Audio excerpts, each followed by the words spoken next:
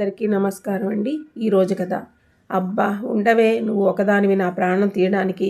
కాసేపు ఊరుకోవచ్చుగా, నీకోసమే పాలు కలుపుతున్నాను, కాసేపు నోరు మూసుకుని ఉండు అంటూ పాలను చక్కెర వేసి కలుపుతూ సీసాలో పోస్తుంది శ్రీలక్ష్మి. ఎందుకంత చిరాకు పడతావు, దానికి ఆకలేస్తోందేమో, త్వరగా పాలు పట్టొచ్చు కదా అన్నాడు భర్త శ్రీకాంత్. మరి నాకు తెలీదు, మీరు చెప్పాలి. నాకు ఏమన్నా 10 చేతులు ఉన్నాయా? ఇప్పుడు నేను చేస్తుంది ఏమిటో అంటూ పాల సీసా మూతిని గట్టిగా బిగించి తీసుకొచ్చి నిహారిక నోట్లో పెట్టింది.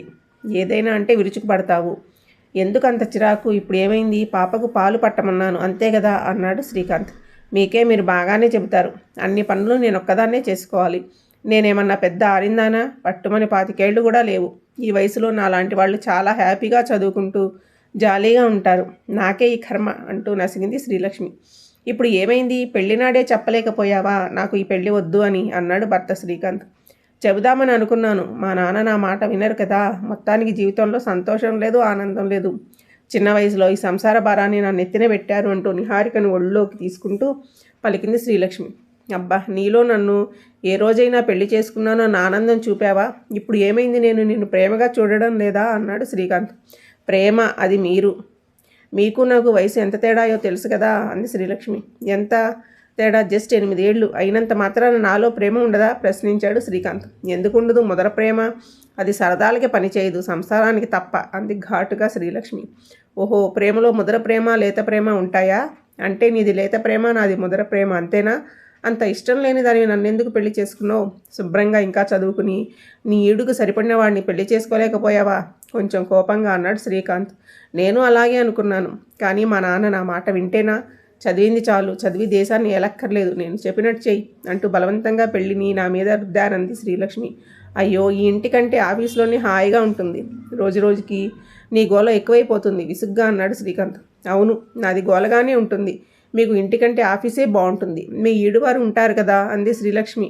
అలా అంటే ఇలా అంటావు, నీతో ఎలా బతికేది? ప్రతిదానికి అనుమానమేగా అన్నాడు శ్రీకాంత్. నాది మీకు అనుమానంలానే కనిపిస్తుంది, మీ చేష్టలు నాకు తెలియనివా అంది శ్రీలక్ష్మి. ఏంటో నా చేష్టలు నీకు తెలిసినవి అన్నాడు శ్రీకాంత్. ఎందుకులేండి చెప్పుకోవడం, మీకు లేని అలవాట్లు ఉన్నాయా అంది ఆమె. ఓహో, అలా వచ్చావా? అయినా నీ ఈడు పిల్లలకు అనుమానం తప్ప రెండోది తెలియదు. ఎప్పుడు చూసినా భర్తని అనుమానించడం, 10 సార్లు ప్రశ్నలు వేయడం మీకు అలవాటే అన్నాడు శ్రీకాంత్. మీకు మాత్రం ఇంటి దగ్గర ఓ భార్య ఉంది, దానిని ఎలా చూసుకోవాలి అన్న ధ్యాస కూడా ఉండదు కదా. మీ మటుకు మీరు హ్యాపీగా ఉంటారు. హ్యాపీగా ఉండే వయసులో నేను ఇదిగో ఇలా ఉన్నాను అంది శ్రీలక్ష్మి. ఇప్పుడు నీకు ఏమి తక్కువ అయ్యింది? బాగానే చూసుకుంటున్నాను కదా అన్నాడు శ్రీకాంత్. బాగానే చూసుకుంటున్నారు, కాకపోతే ప్రేమగా చూసుకోవడం లేదు అంతే అంది శ్రీలక్ష్మి. ప్రేమ ప్రేమ ప్రేమ, మీ వయసులో వారికి ఈ మాట తప్పితే ఏమీ తెలియదే. ప్రేమంటే పార్కులు, పబ్బులు, షికార్లు ఇంతేనా? ప్రేమంటే నా దృష్టిలో అది కాదు అన్నాడు శ్రీకాంత్. మరేంటో మూతి తిప్పుకుంటూ అడిగింది శ్రీలక్ష్మి. నీకు చెప్పినా ఇప్పుడు అర్థం కాదు, కానీ ముందు భోజనం పెట్టు అన్నాడు అతను. సరేలేండి, నా మనసు మీకు ఎప్పుడు అర్థమయ్యింది కనుక అంటూ రావే బంగారం, నాన్న మీద కోపంతో నిన్ను తిట్టాను అని ఒడిలో నీ నిహారికను ఎత్తుకుని వంటింటి వైపు నడిచింది శ్రీలక్ష్మి. అదొక పల్లెటూరు. ప్రశాంతమైన వాతావరణంలో హాయిగా జీవించే ప్రజలు. ఆచార సాంప్రదాయాలు ఎక్కువ. ఆ ఊరిలో కొంచెం పేరున్న రైతు శ్రీనివాసరావు, ఆయన కూతురు శ్రీలక్ష్మి, కొడుకు అభిరామ్. వీరిద్దరూ ఆ ఊరిలో ఉన్న హై స్కూల్ వరకు విద్యను కలిసి అభ్యసించారు. శ్రీనివాసరావుకి కూతురు కంటే కొడుకు అంటేనే ప్రాణం. తనని పెద్ద చదువులు చదివించాలని ఆలోచించేవారు. ప్రోగ్రెస్ రిపోర్ట్ వస్తే చాలు ముందుగా కొడుకు రిపోర్ట్ను పరిశీలించేవారు. నువ్వు బాగా చదువుకోవాలని ప్రోత్సహించేవారు. నాన్న, నా ప్రోగ్రెస్ కార్డు చూడు, నేను నా క్లాస్లో ఫస్ట్ అని శ్రీలక్ష్మి చెప్పినప్పటికీ ఆడపిల్లకి చదివేందుకు నువ్వు ఫస్ట్ వచ్చినా లాస్ట్ వచ్చినా ఒకటే. రేపు పెళ్లి చేసుకుని ఏదో ఒక ఇంట్లో సంసారం చేయాల్సిందే కదా అనేవారు. ఆ మాటలకు శ్రీలక్ష్మి నొచ్చుకునేది, కానీ అన్నయ్యకు చెప్పే ధైర్యం తెగ మురిసిపోయేది. మెల్లగా ఇంటర్లో జాయిన్ అయ్యింది శ్రీలక్ష్మి. అప్పటికే ఆమెకు 18 ఏళ్ళు నిండాయి. శ్రీనివాసరావు పెళ్లి సంబంధాలను వెతకడం మొదలుపెట్టారు. నాన్న, నాకు అప్పుడే పెళ్ళి ఏంటి, నేను ఇంకా చదువుకుంటాను అంది శ్రీలక్ష్మి తండ్రితో సాహసంగా. ఇక చదివింది చాలు, నీ వయసు పిల్లలు ఇంకా చదివితే ప్రేమ ప్రేమ అంటూ రేపొద్దున మా ప్రాణాల మీదకి తెస్తారు. అందుకే నీకు పెళ్లి సంబంధాలు చూస్తున్నాను. పెళ్లి చేసుకుని ప్రేమించు అన్నారు కొంత కఠినంగా కూతురితో. అది కాదు నాన్న, నేను ఎవరినీ ప్రేమించను, కానీ నాకు ఇప్పుడే పెళ్లి చేసుకోవడం ఇష్టం లేదు.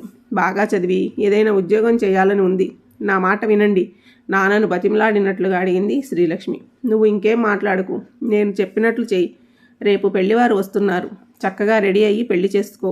ఇది నా నిర్ణయం అంటూ భార్యను పిలిచి, దీనిని నువ్వే రెడీ చేయాలి, సరేనా అన్నారు శ్రీనివాసరావు గారు.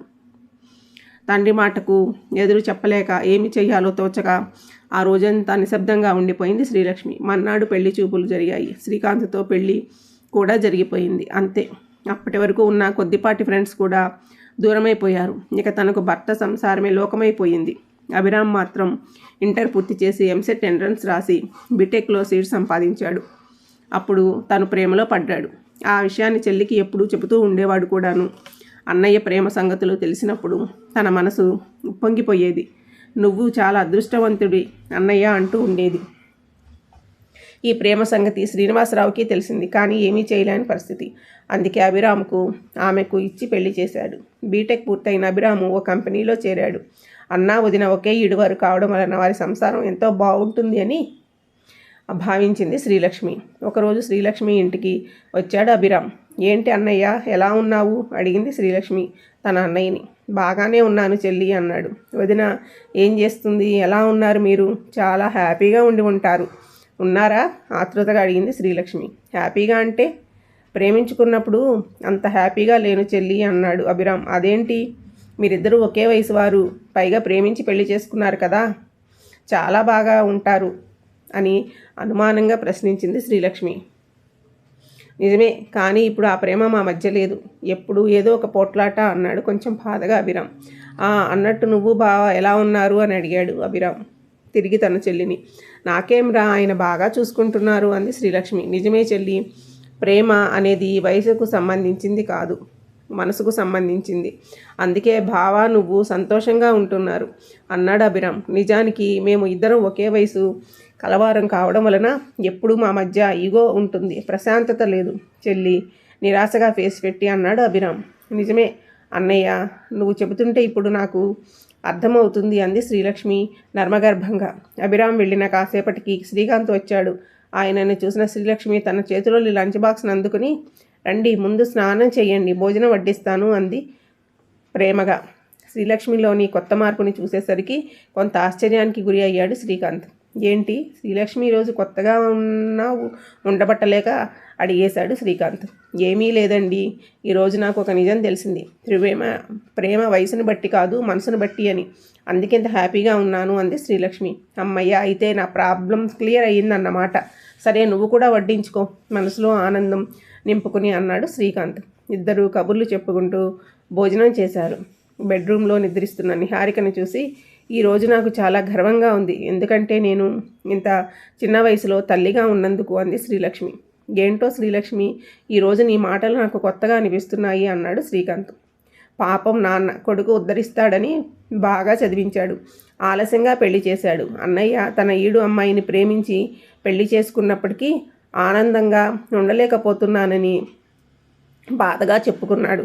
తల్లిదండ్రులు ఆడపిల్లలు బరువని భావించి త్వరగా పెళ్లి చేయాలని ఆరాటపడతారు, కానీ జాగ్రత్తగా ఆలోచిస్తే ఇద్దరూ ఒకటే.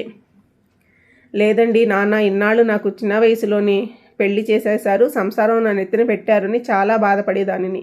కానీ ఇప్పుడు చాలా ఆనందపడుతున్నాను, ఎందుకంటే పిల్లలను చక్కగా తీర్చిదిద్దే అవకాశం చిన్న వయసులోనే నాకు వచ్చింది. నిహారికతో ఫ్రెండ్లీ మదర్గా ప్రేమను పంచుకుంటున్నాను. అంతేకాదు, చిన్న వయసులో పెళ్లి జరిగితే బాధ్యతలు త్వరగా తీరి పిల్లలతో ఫ్రెండ్స్ లాగా మెలగవచ్చట. పైగా బాధ్యతలు తీరడం వలన అందం కూడా పెరిగి పిల్లలకు తోబుట్టువుల్లాగా కనిపిస్తామట. అంతకన్నా నాకు ఏం కావాలి అంది కళ్ళు తిప్పుతూ శ్రీలక్ష్మి.